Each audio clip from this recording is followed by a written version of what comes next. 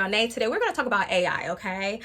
This all started I started thinking about these things this week when OpenAI has won a $200 million contract with the US Department of Defense. I started okay, am I tripping? Okay. So again, I'm not against AI, but I do feel like it's being shoved down our throats a little bit. It's like, I don't mind if it's an option, right? Just like how we have Siri, just like how we have Alexa, just like, a lot of movie directors and whoever have CGI. Like, technology is awesome, okay? I won't deny that, but I feel like we're going a little far. I'm getting a little freaked out, okay? So anyways, OpenAI, like I said, has won a $200 million contract with the U.S. Department of Defense. And the overview is OpenAI, again, has the contract. They announced the contract earlier this week. It's a pilot program to explore the use of artificial intelligence, AI, in a various administrative as well as security tasks with the Pentagon. Purpose is to develop a prototype frontier AI capabilities to address the critical national security, which is like cyber defense, as well as administrative operations. So I guess, and I read in this article that I will try to find and list it below, that is, again, supposed to help with admin, but also like the front line. Now, the front line is like warfare and things of that nature, which, again, I'm not trying to fearmonger. I just feel like it might not be the safest option, right? I feel like they said in the article, again, I'm going to try to find this for you guys. They said in the article, okay, we just want to cut down on paperwork. They're trying to make it like it's environmentally friendly. But I feel like paperwork is always necessary. I always think that if physical copies are really important, that comes with books and movies. And I've talked about that with you guys before. I feel like we should have physical copies and not just depend on the online world or technology world. And you could be like, okay, Naomi, well, it could be a backup. Well, you never know who can hack into the actual systems as well as the backup systems. There's a plethora of hackers around the world that people do not know, and they are brilliant. Okay, and that can cause harm to our country. That's just my opinion. I don't think that's the greatest idea. I think that physical copies are very important, and that's just, things could coexist. I think that's a problem with a lot of people too. They don't think that things could coexist, and they can, but I do think physical copies should not just be all together like thrown away. Also, Amazon this week, CEO Andy Jassy announced that the corporate workforce will reduce the company and implement more AI. Today, we have over 1,000 generative, excuse me, I can't read either. Ooh, just kidding. AI services and applications in progress to be built. And I'm just like, oh, so people are also about to lose their jobs as well. But I feel like this sucks because, and it's no shade to Instagram or like TikTok, but like sometimes you can't even get people, like you're just talking to AI and it takes hella long. You know what I'm saying? When the problem could be solved in 2.5 seconds, not everybody want to talk to them. You know what I mean? It was also announced this week that AI may be the reason for your layoff, but New York was the first state to require companies to disclose, like they have to tell you, okay, the reason why we're laying you off or there's these big layoffs is because we are using AI now. We don't need your job. Your job has been filled by a robot. And I'm just like, okay, well, thanks for telling me, but bitch, that's still fucked up. Like, excuse me. Like, you know what I mean? Everybody needs their job. Everybody needs to eat. I feel like a lot of our jobs are not replaceable in certain aspects. You know what I'm saying? But it's kind of weird to me. I don't know. And again, it may not be weird for you. Maybe that's not something you feel, and that's absolutely fine. That's why this is my opinion. Okay. Anyways, I feel there's always been this problem in America and other places. I can only speak from a Black perspective, where there is this rise of racism and prejudice, especially in the country right now, because it's gone to conservatism. I don't know why.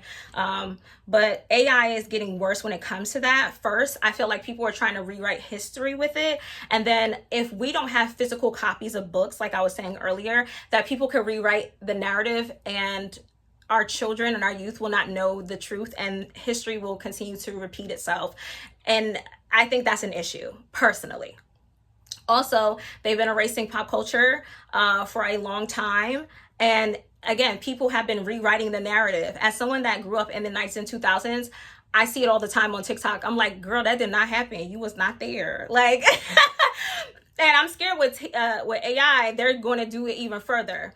Something that I always say again is physical copies all the time. Make sure y'all are getting it. I also saw a gorilla, like a couple of gorillas with stereotypes, right? They end up having black features or African American, not features, not like, but like stereotypes of what they feel about African Americans, or, you know, stereotypes of what they feel about people in the South. And I'm just like, this is such a dangerous narrative, especially with young kids on the internet. And of course, parents are supposed to be watching their kids, okay? But I was just like, I don't know. And it was doing skits and people laughing, but I just didn't find it funny. It was very stereotypical. It's these gorillas, right? If you on TikTok, you know what I'm talking about. Also on Twitter, they're using it for racism. They're creating caricatures of like big lips. And, you know, again, I've just seen most of it about Jewish people and black people, which is extremely racist. But it's, again, it's like history repeating itself. If you know history, you know this is a part of American history.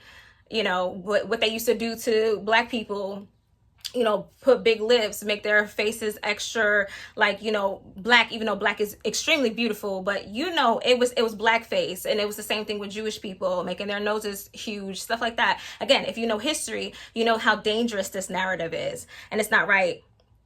I just don't appreciate it. Also, something that I've been talking about for the longest time is I think a lot of this AI is killing creativity. You can correlate it with prejudice as well. And Meta in 2019, they started using AI black models to bypass the real ones.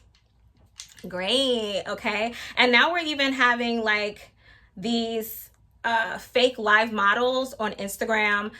They were started doing that last year, and that, you know, led to a lot of people doing botting as well. You can see that on Twitter. You can see that they're trying to do it on Blue Sky, but Blue Sky's not really having it.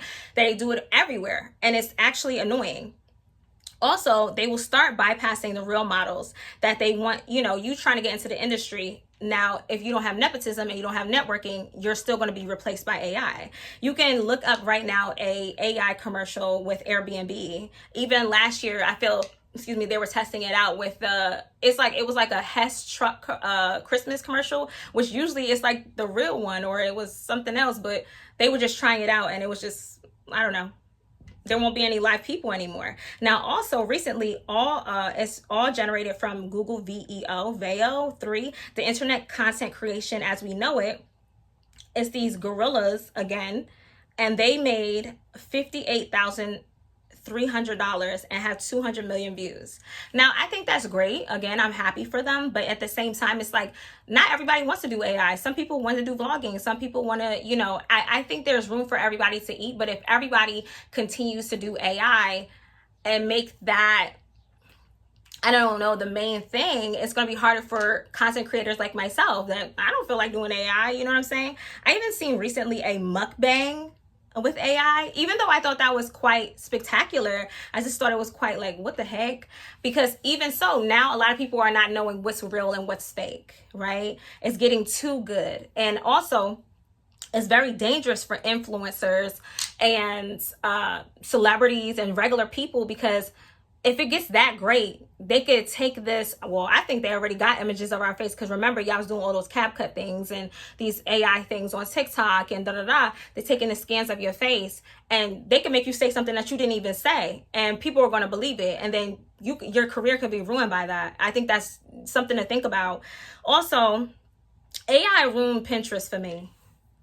I love Pinterest. Something that I wanted to do and I planned on doing is lookbooks with like old 90s, 2060s, you know what I'm saying? Because I really want to preserve a lot of the pictures, the history, you know, of pinup and fashion, as well as just, you know, Black activists or women activists. And I feel like that's just being ruined by AI or people's true art. You know what I'm saying? People are taking people's art and making it into AI and then putting their name on it, and they're saying they're artists. And that's no shade, but it's just like, are you?